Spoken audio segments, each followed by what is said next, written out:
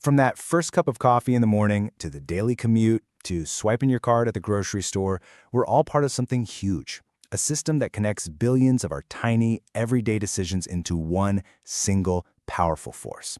We call it the economy. But even though we live right inside of it, most of us were never really handed the instruction manual. For a lot of people, it feels like this giant, unpredictable machine. This complicated web of things that are just way beyond our control. But what if it isn't? What if, under all the noise of the headlines and the confusing charts, there's actually a simple logic to it all? In this explainer, we're going to peel back the layers, not with a bunch of jargon, but with a clear, simple guide to the engine that powers our world. So here's how we're going to tackle this. We'll start with the absolute basics, what an economy even is. Then we'll meet the main players in the system, we'll follow the money and see how it moves between them, and then we'll get into the big stuff that affects us all: jobs, prices, and our own financial well-being. Okay, so first things first. Before we can even begin to talk about the U.S. economy, we have to answer a much more basic question. What is an economy, really, at its most fundamental level? Now, I know what you're thinking. That sounds really academic, right? Like something straight out of a textbook, but the idea behind it is actually super simple. An economy is just our organized way of making stuff and trading stuff. It's the framework we've all created to manage what we have and get what we need. And at its heart, any economy, whether it's an ancient bazaar or today's digital marketplace, it all boils down to these four things. It starts with people. People do jobs to contribute their skills. For doing that job, they earn money. And then they use that money in an exchange to get the things they need and want. That's it. And you are a part of this system every single day. When you buy groceries, when you pay your rent, when you get that paycheck for the work you do, you are literally making the economy happen. It's not some far-off idea, it's just the grand total of all of our daily lives. And that is the big question, isn't it? If the basic idea is that simple, why does it feel so overwhelmingly complicated? Well, the answer is scale.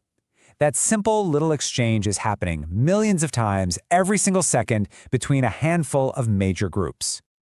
So to really get a handle on the system, we need to meet the main players. If you strip away all the complexity, the U.S. economy really comes down to 5 distinct groups, and the way they all interact is what shapes pretty much everything. Okay, first up, we have households. That's you, me, all of us. Then there are businesses, the folks who make and sell all the things we buy. You've got the government, which kind of sets the rules of the road and provides public services. And then, helping move the money around, you have banks handling savings and loans, and the big one, the nation's central bank, the Federal Reserve.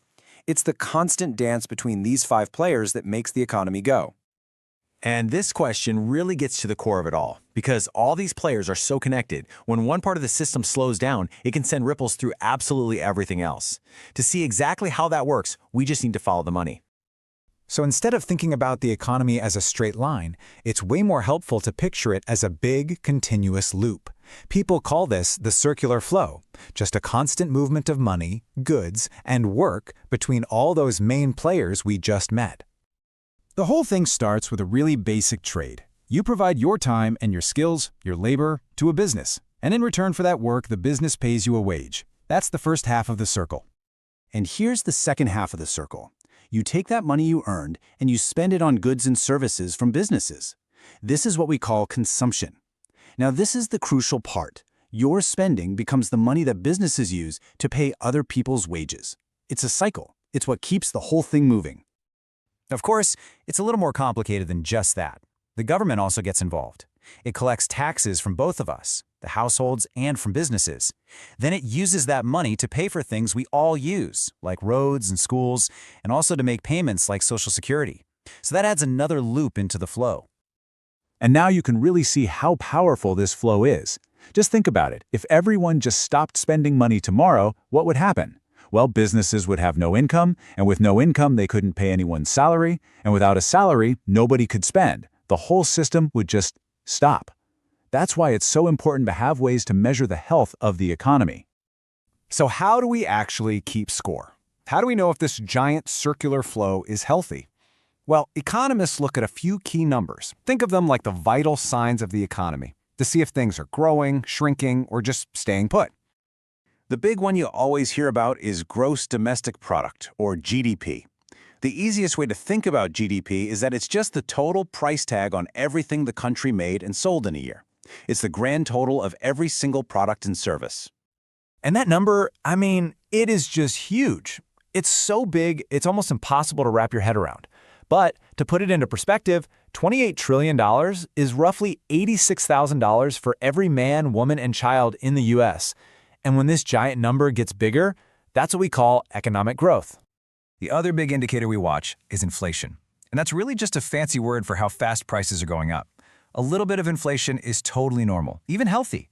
But when it happens too fast, that dollar you worked so hard for just doesn't buy as much as it used to. Your purchasing power goes down. And that right there is probably the biggest question in all of economics. Just because the economy is growing doesn't automatically mean that life is getting better for every single person. And that's exactly why there are people whose job it is to try and keep the whole system balanced. That job, trying to keep things growing but also keep prices stable, falls mostly to one of the most powerful and honestly least understood players in the game, the Federal Reserve.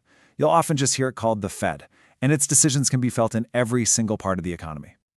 So the Fed basically has two main jobs that Congress gave it. It's called the dual mandate. Job number one, create conditions for maximum employment, which just means making sure that pretty much everyone who wants a job can find one.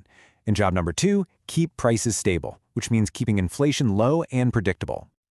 Now, the main tool the Fed uses to do this is interest rates. And honestly, the best way to think about it is like a thermostat for the economy. If the economy is running too hot, meaning inflation is really high, the Fed raises interest rates to cool things down. That makes borrowing money more expensive, so people spend less. On the flip side, if the economy is too slow and people are losing jobs, the Fed lowers interest rates to warm things up. That makes borrowing cheaper, which encourages people to spend and invest. But here's something that is absolutely critical to understand. The Fed can influence the economy, but it cannot control it. And that little difference leads us to the most important part of this whole story, which is that confusing gap between the economy you hear about on the news and the one you actually live in. You know, if you've ever heard a news report saying the economy is booming, but in your own life, things feel tough, you're not alone, you're not crazy. There's a very real reason for that feeling. Those big national numbers, like GDP or the unemployment rate, they're just averages. They take the experiences of over 330 million people and mash them all together into one single number. And that one number can never tell the full story of what's actually happening in your city or in your industry or inside your own home. So maybe the best way to think about the economy isn't as a machine at all. Maybe it's more like a living thing, like a giant complex ecosystem that's always changing and adapting based on a million different things happening at once. There's no one person flying the plane, not the president, not the head of the Fed. It's a massive, interconnected system where the choices of all the players, households, businesses, the government, all interact in ways that are powerful, but not always predictable. And this is where the entire story comes full circle, right back to you. The economy is shaped, ultimately, by millions of choices that we all make, every single day. Where you choose to shop, what you decide to buy, how you save your money. Every one of those choices is a small but real part of this giant system. Understanding how it all works doesn't mean you can control it, but it can give you the power to navigate it with a little more confidence and a little less fear. Because you're not just living in the economy, you're helping to create it.